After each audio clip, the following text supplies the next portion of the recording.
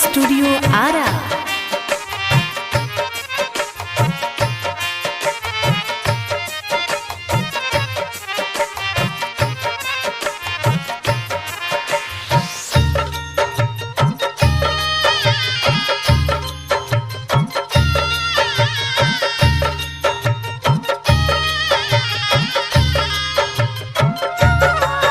माई आइलू हमरा गाँव लेके आचेरा के छाव सबके ताकेलू हो। माई गुलरी के फूल आज लागेलू हो। माई गुलरी के फूल आज लागेलू हो।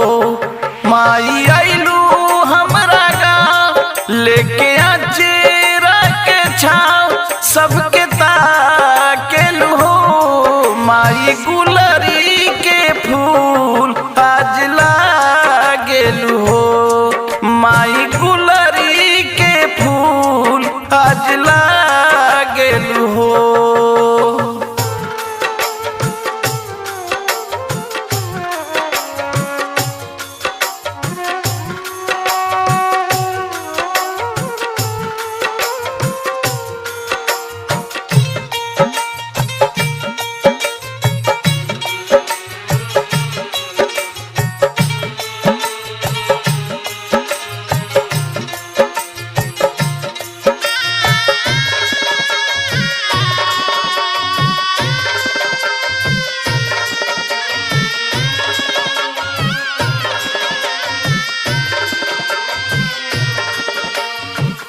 गह गह करे माई ओढ़ौल के हरावा मनवा के मुँह ताटे सुरहो सिंगारवा।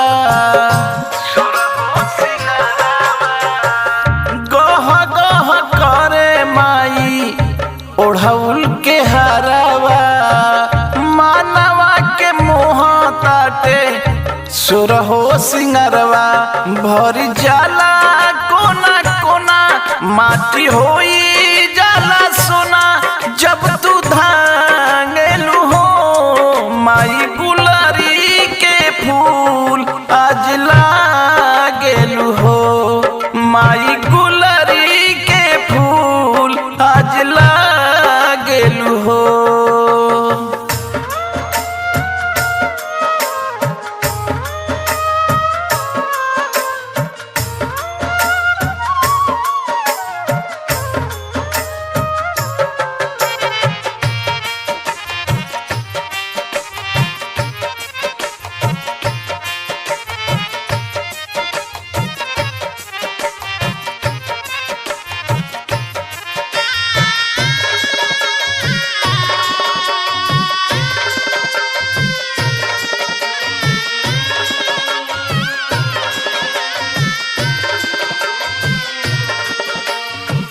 झप झप करे माई कल सात जौआ परगट होई जैती ए माई रउआ।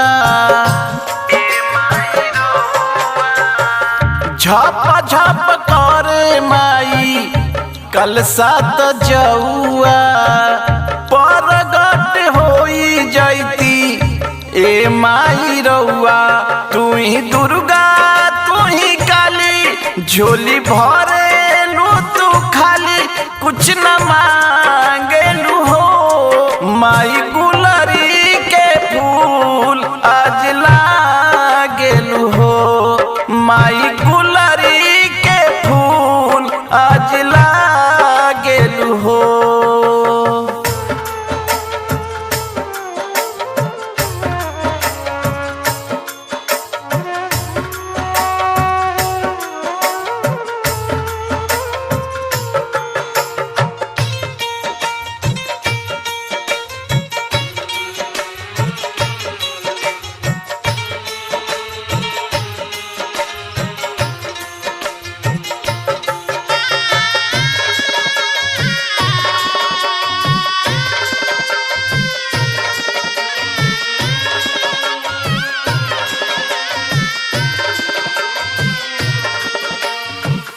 पांडे जय शंकर तोहार लिखले भजनिया, गावतार अजय फौजी बैठी के चरनिया।